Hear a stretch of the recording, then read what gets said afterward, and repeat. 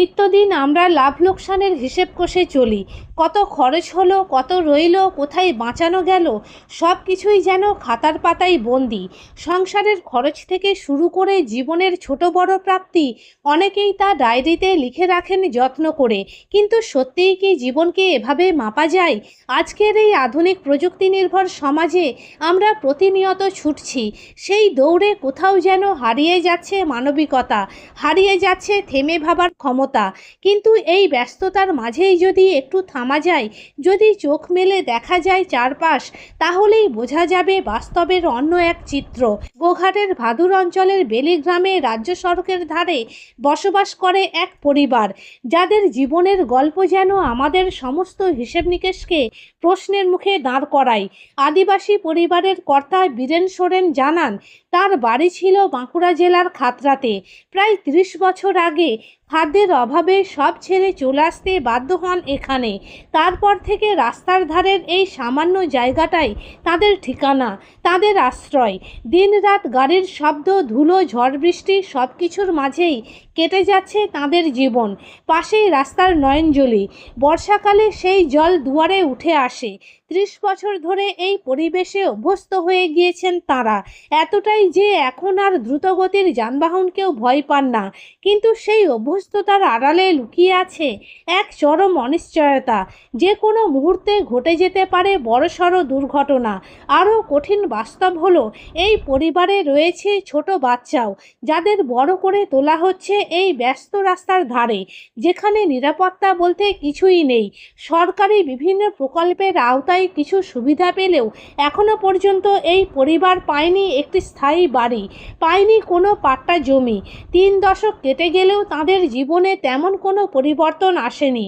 উন্নয়নের আলো যেন আজও পৌঁছায়নি এই রাস্তার ধারে বসবাসকারী মানুষগুলোর কাছে। এই চিত্র শুধু একটি পরিবারের নয়, এরকম বহু পরিবার রয়েছে যারা আজও রাজ্য সড়কের ধারে বিপদের মুখে বসবাস করছে। যানবাহনের সংখ্যা যেভাবে বাড়ছে, তাতে করে ঝুঁকিও বেড়ে চলেছে প্রতিদিন। প্রশ্ন উঠছে, আমরা যারা নিজেদের নিয়ে ব্যস্ত, আমরা কি কখনো ভেবে দেখেছি এই মানুষগুলোর কথা? প্রশাসনের কি কোনো দায় নেই? এই মানুষগুলোর জন্য কি সত্যিই আমাদের সমাজের এবং প্রশাসনের কিছুই করার নেই, নাকি আমরা এখনও সেই উত্তর খুঁজে পেতে প্রস্তুত নই? দাদা, এই যে রাস্তার পাশেই বসবাস করছেন, বাড়ি করেছেন, তো ভয় লাগে না? আর ভয় লাগলেই কি করবো বলুন, আর তো জায়গাও কিনতে পারিনি, সারাদিন খাটাখাটনি। হ্যাঁ, এই সংসার। রাস্তার পাশেই কেন বেছে নিলেন জায়গা? আর রাস্তার পাশেই কেন রইলেন? তখন সেই আমাদের দেশে তো খাবার নেই, আমাদের তো পশ্চিমে খাবার তখন থাকেনি মোটেই, একবার চাষ, এখনও একবারই চাষ হচ্ছে। সেই জন্য হিসেবে কোথা থেকে এসেছেন? ওটা হচ্ছে খাতড়া। আচ্ছা, সেখান থেকে এখানে আসেন। হ্যাঁ। এই জায়গাটার কি নাম? এটা হচ্ছে বেলি। তখন থেকেই রাস্তাতে বসে আছেন? তখন থেকেই রাস্তা থেকে বসে আছে। কত বছর হলো আপনি এখানে আসেন? এখানে আছি অন্তত প্রায় ধরুন 30 বছর। আপনার বাড়িতে মেম্বার কতজন আছে, সদস্য? আমার বাড়িতে আছে 6 জন। তো এইভাবেই তখন থেকে আছেন? তখন থেকেই আছে। ভয় করে না রাস্তা দিয়ে গাড়ি যাচ্ছে? না না, আর ভয় করলেও কোথায় যাব বলুন, ভয় করলেও কোথায় যাবার উপায় নেই তো। স্থানীয় প্রশাসন বা পঞ্চায়েত থেকে কিছু বাড়ি বা জায়গা দেয়নি? কিছু না না না না, পাট্টা দেয়নি? না। অ্যাপ্লাই করেছিলেন? অ্যাপ্লাই করেছিল, পাননি কিছু? না। পাট্টা একটা বলেছিল যে ওখানে যখন আমরা বললাম তাহলে ওইখানেই যাব, ওনারা বলছে ওখানে থাকতে পারবেন না। বলছে জায়গাও দেখায়নি, কিছুই না, বলছে থাকতে পারবে না। কত বছর এভাবে আছেন? মোটামুটি 30 বছর। 23 বছর? হ্যাঁ। বাড়ি ঘর আপনিও পাননি কিছু? না না, আমার বাড়ি ঘর কিছু পাওয়া হয় না। সরকারও মানে বলেছিলাম, অনেকবার বলা হয়েছে, ওদেরও কোনো কাজ নেই। লক্ষ্মী ভান্ডার বা বিধবা ভাতা এসব পান? এই লক্ষ্মী ভাণ্ডারটা পাই, আচ্ছা। আর কিছু পাই না। আর বাড়ির জন্য অ্যাপ্লাই করেছিলেন? বাড়ির জন্য অ্যাপ্লাই হয়েছিল, কিছু পাওয়া হয় না। হ্যাঁ। আর আপনার দেশের বাড়ি কোথায়? দেশের বাড়ি হচ্ছে হাড়মশড়া। বাঁকুড়া? হ্যাঁ, বাঁকুড়া এলাকার। কি নাম আপনার? বদনী সরেন। বাড়িতে তো দেখলাম আপনার বাচ্চা আছে, তো এই বাচ্চা নিয়ে রাস্তার ধারে কিভাবে থাকছেন? ওই যাই হোক করে থাকছি ভয়ে ভয়ে, আর কি করবো। বাচ্চাকে কিভাবে সামলে রাখেন? বাচ্চাটাকে ওই সামনে রাখি, কিছু করার নেই।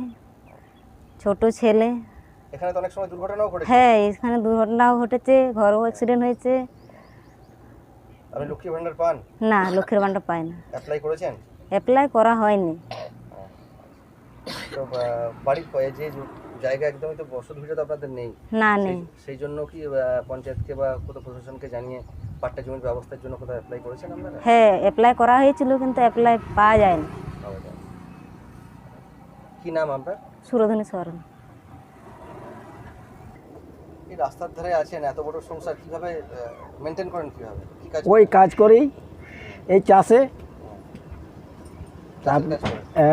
এই ভাগে ভূত এই গ্রীষ্মকালে মানে 5-10 কাঠা চাষ করতে দেয় বাবুরা, বাড়ির সকল সদস্যরাই কাজ করে? সবাই কাজ করে। আর এই যে শীতকাল বা বর্ষাকাল এখানে থাকতে কষ্ট হয় না? হ্যাঁ, কষ্ট একটু হয় যখন জল ভর্তি হয়ে যায়, কোনো বছর বন্যাও উঠে যায় তো। এ তো পাশেই তো দেখছি ট্রেন আছে। হ্যাঁ, বন্যা উঠে যায়, তখন কি করেন? তখন অন্য বাড়িতে চলে যায়, ওই যাদের দালান বাড়ি আছে সেখানে, যে আবার জল মরে গেলে আবার আসি। কি ভাবছেন, এইভাবেই সারা জীবন চলে যাবে? আর কি করব, এখন জায়গা জমি তো আর নেই, দেখছি 2-5 পয়সা যদি জমাতে জমাতে যদি কোথাও কম দামে পাই। কি নাম আপনার? বীরেন সরেন। এবার হাতের কাছেই মিলবে অত্যাধুনিক ও নির্ভরযোগ্য স্বাস্থ্য পরিষেবা। আরামবাগ, খানাকুল ও পরশুরা থানা এলাকার মানুষদের জন্য এক বড় সুখবর। খানাকুলের সেকেন্দারপুরে গড়ে উঠেছে একটি আধুনিক ও সুসজ্জিত nursing home, lifeline health care. Director Sanjay Palu. এই নার্সিংহোমে রয়েছে 24 ঘন্টা রোগী দেখানোর ও ভর্তি করার সুব্যবস্থা। সঙ্গে রয়েছে বিনামূল্যে অ্যাম্বুলেন্স পরিষেবা। অভিজ্ঞ পরিষেবা ও যত্নশীল ব্যবস্থাপনায় আপনার সুস্থতার নির্ভরযোগ্য ঠিকানা লাইফলাইন হেলথ কেয়ার। যোগাযোগ 9735481158 7432984404।